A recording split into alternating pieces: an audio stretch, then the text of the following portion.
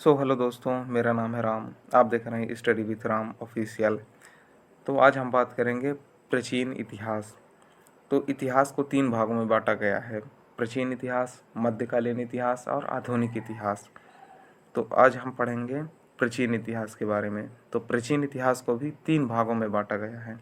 पहला है प्रागैतिहासिक काल, दूसरा है आद्य ऐतिहासिक काल और तीसरा है ऐतिहासिक काल। प्रागैतिहासिक काल वह काल है जिसमें लिखित साक्ष्य उपलब्ध नहीं हैं। जैसे आदि मानव के समय, उस समय लिखित साक्ष्य नहीं हैं। और दूसरा है आद्य ऐतिहासिक काल, इसमें लिखित साक्ष्य तो हैं पर इसे पढ़ा नहीं जा सका है। जैसे सिंधु घाटी सभ्यता, हड़प्पा सभ्यता, इनकी जो लिपि हैं उनको आज तक नहीं पढ़ा जा सका है, ना समझा जा सका है। और तीसरा है ऐतिहासिक काल, जिसमें लिखित साक्ष्य भी उपलब्ध है और इसे पढ़ा भी गया है। वैदिक सभ्यता से आगे जो भी आई हैं उनमें से लिखित साक्ष्य को पढ़ा गया है और समझा भी गया है। 1820 में जार्गेसन थॉमस ने इसे पाषाण काल, कांस्य युग एवं लौह युग में बांटा था। जो ये जार्गेसन थॉमस था, इसने पाषाण काल, कांस्य युग एवं लौह युग में बांटा था। भारतीय पुरातात्विक के जनक सर अलेक्जेंडर कनिंघम को कहते हैं। किसे कहते हैं? इंपॉर्टेंट क्वेश्चन है दोस्तों ये। भारतीय पुरातात्विक के जनक अलेक्जेंडर कनिंघम को कहते हैं। पाषाण काल को 3 भागों में बांटा गया है। पहला है पूरा पाषाण काल, पिलियोलिथिक एज, मध्य पाषाण काल, मेसोलिथिक एज, और थर्ड है नव पाषाण काल, जिसे क्या कहते हैं? Neolithic age. तो अब हम बात करेंगे पूरा पाषाण काल। तो पूरा पाषाण का काल था 25 लाख बीसी से 10,000 बीसी तक। तो पहला चरण है इसका पूरा पाषाण काल, मध्य पाषाण काल, उच्च पाषाण काल, ये तीनों। लक्षण इसके थे आखेट, शिकारी, खाद्य संग्राहक। आखेट मतलब ये पूर्णतः शिकार पर निर्भर थे। खाद्य संग्राहक मतलब ये खाने को इकट्ठा नहीं करते थे, रोज खाते थे जैसे ये आजकल के जानवर, उसी तरह। कृषि पशुपालन का ज्ञान बिल्कुल नहीं था, ये नहीं करते थे। पूरा पाषाण काल औजार तथा हड्डियाँ, ये जो पूरा पाषाण काल के लोग थे ये पत्थर के औजार तथा हड्डियों के औजार से शिकार किया करते थे। पाषाण कालीन के हाथ की कुल्हाड़ी का उपयोग करते थे, पत्थर की कुल्हाड़ी बना लिया करते थे। लकड़ी या पत्थर की हथौड़ी, और फिर है बाजू से, फिर ये सामने से, इस तरह इन लोगों का हथियार हुआ करता था। अब देखते हैं हम मध्य पाषाण काल। मध्य पाषाण काल 10,000 बीसी से 1,000 बीसी तक।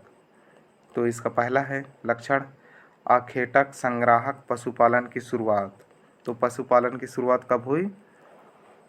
मध्य पाषाण काल से। ये मध्य पाषाण काल से पशुपालन की शुरुआत हुई। औजार माइक्रोलिथिक, सूक्ष्म पत्थर मतलब छोटे पत्थर, मतलब छोटे औजार और धारदार हथियार बनाते थे, किससे? पत्थरों को तराश कर। इनके महत्वपूर्ण स्थलों की बात करें हम तो चौपा, नीमांडो यूपी, बांगौर राजस्थान, आदमगढ़ एमपी पशुपालन के साक्ष्य मिले हैं। जो पशुपालन थे वो इनके साक्ष्य कहाँ से मिले हैं? तो ये पहला है चौपा, नीमाड़ो, बागौर राजस्थान, आदमगढ़ मध्य प्रदेश, ये सब यहाँ से मिले हैं।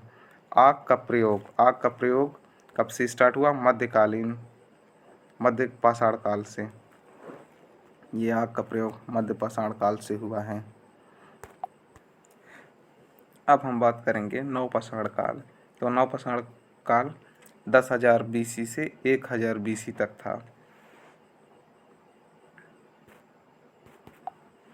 इसमें नव पाषाण काल और मध्य पाषाण वाला कार्यकाल सेम लग रहा होगा दोस्तों, लेकिन नव पाषाण काल और मध्य पाषाण काल में ये अंतर ये थी कि नव पाषाण काल के समय कृषि का बहुत लोगों को ज्ञान था और बहुत लोगों को नहीं था। इस कारण से ये कार्यकाल सेम है।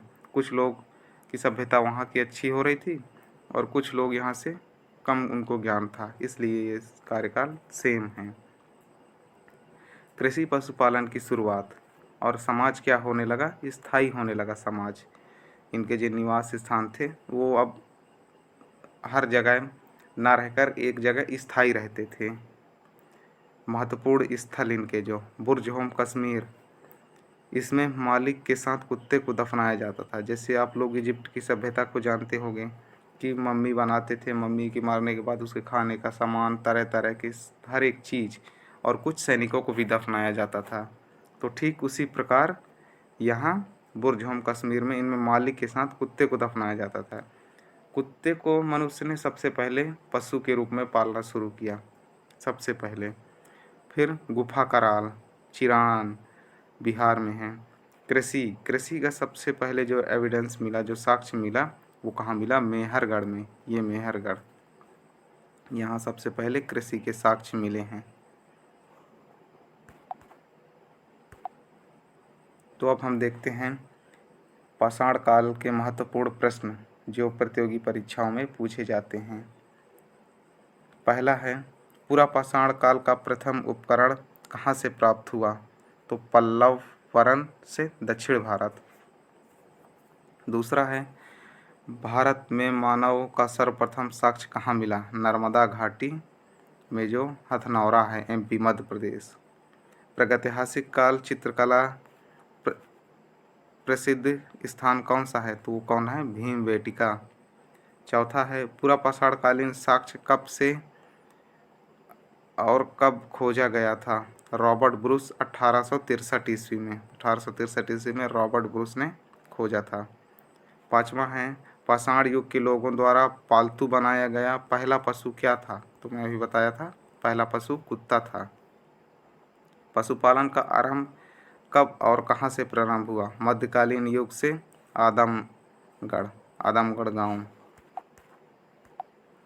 अब देखते हैं सेकंड, भारत में सर्वप्रथम कपास उगाने का श्रेय किसे जाता है?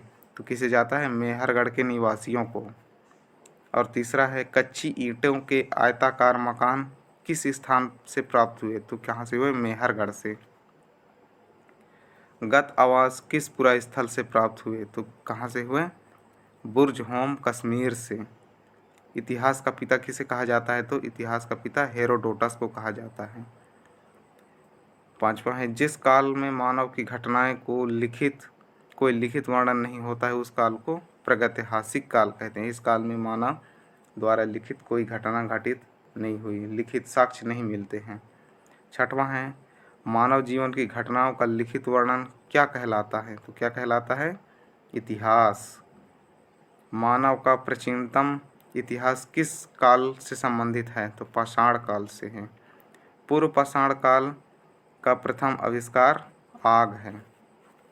जो पूर्व पाषाण काल था वो उसका आविष्कार आग है।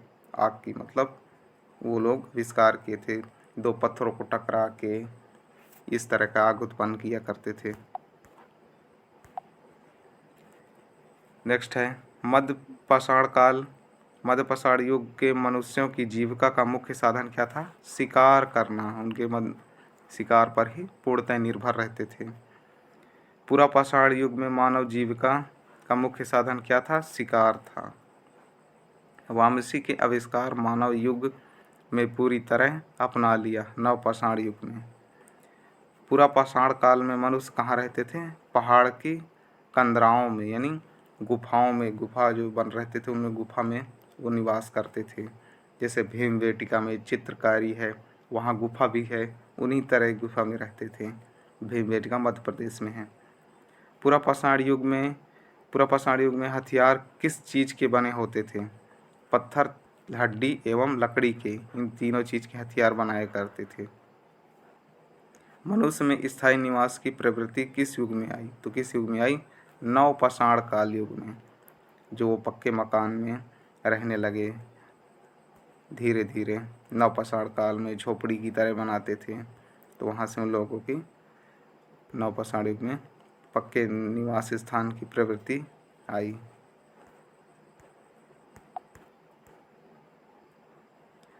दोस्तों, कैसी लगी ये वीडियो? अगर वीडियो अच्छी लगी हो तो लाइक करें और चैनल को सब्सक्राइब करें।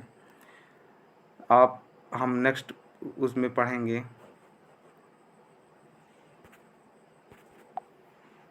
सो दोस्तों कैसी लगी वीडियो? अगर वीडियो अच्छी लगी हो तो लाइक करें और चैनल को सब्सक्राइब करें। अब हम नेक्स्ट इसका जो टॉपिक है उसको कवर करेंगे। तो दोस्तों कैसी लगी मेरी वीडियो अगर अच्छी लगी हो तो लाइक करें और चैनल को सब्सक्राइब करें। मिलते हैं हम अब नेक्स्ट वीडियो में। जय हिंद, जय भारत।